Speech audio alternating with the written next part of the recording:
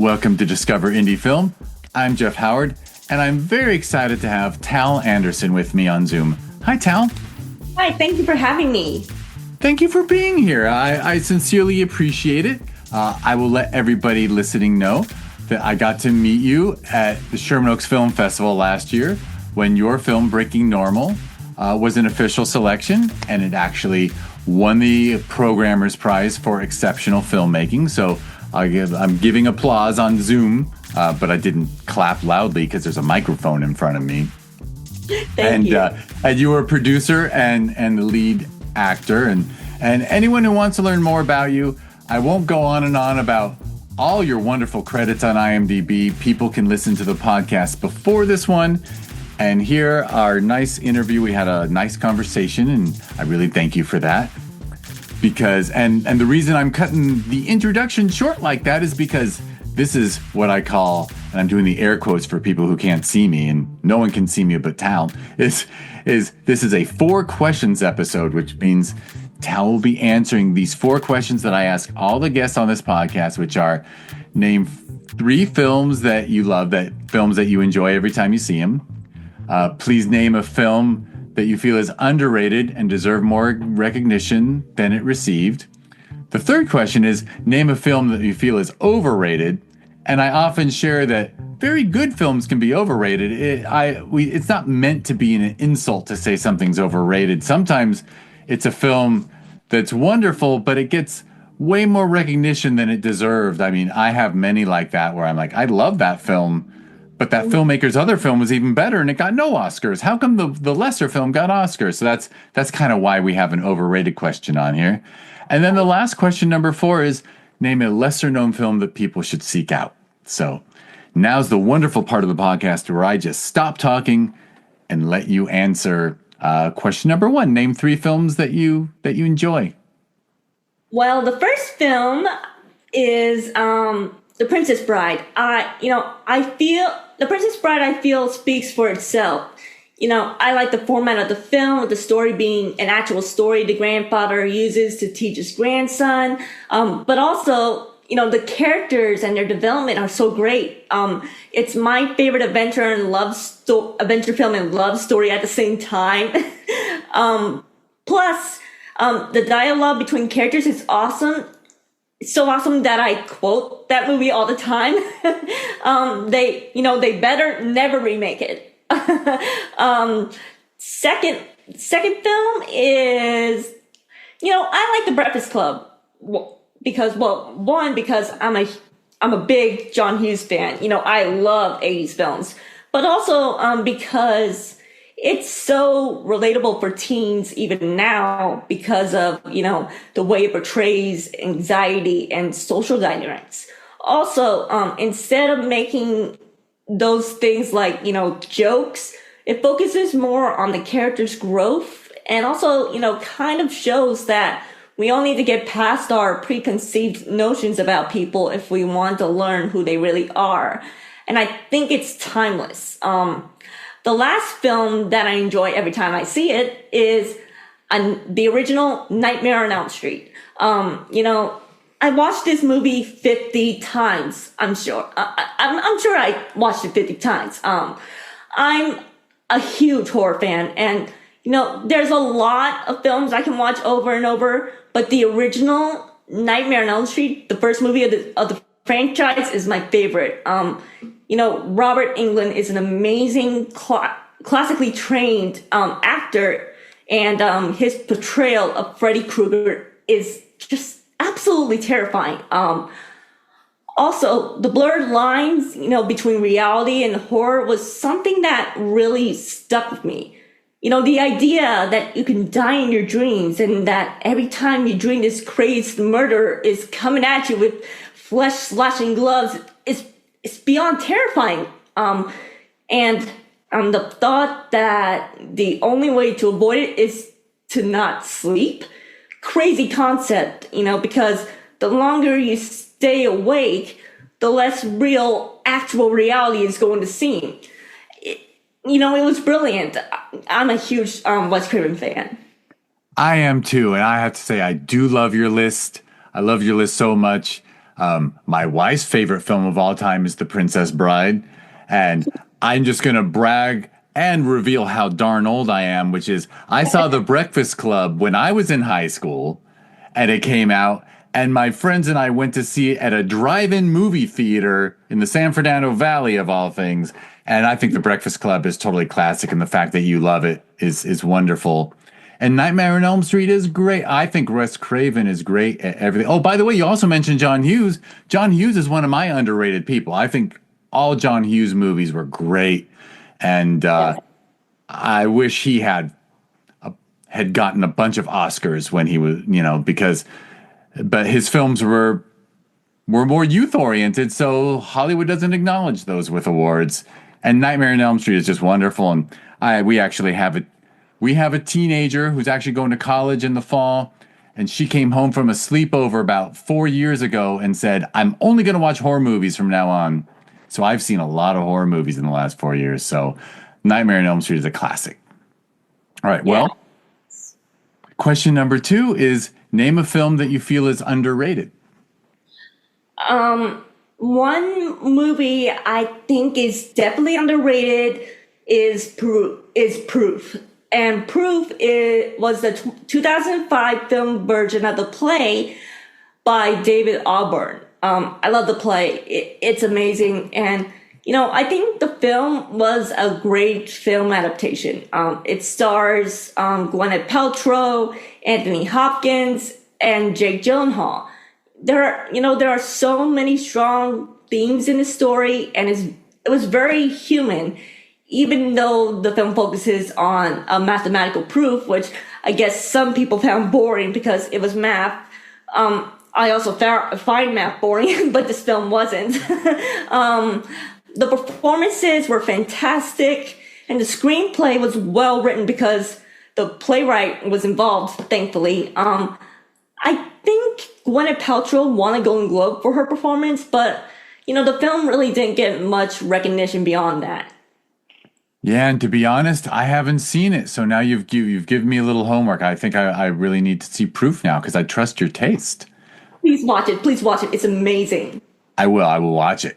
And I like all those people involved in it. All right. Well, question number 3 is name a film that you feel is overrated. Ooh, and if sorry. you have to, you can pass, but it's up to you. I'm sorry. I know there are many people who liked it, but The Blair Witch Project. I'm too young to have seen it when it came out, but I love horror. And I'd heard about how scary the original movie was. People still say it's one of the scariest movies of all time. So I decided to give it a watch, and I was bored, turn it off bored. I get how in 1999 there wasn't anything like this and the whole found footage concept, but I don't think I would have been scared in 1999 either. I'm sorry if anyone listening is like a huge Blair Witch fan. I can respect it for what it is, but I guess I just don't get the hype at all. But the movie from 2016 was pretty good. I just have to say I agree with you again.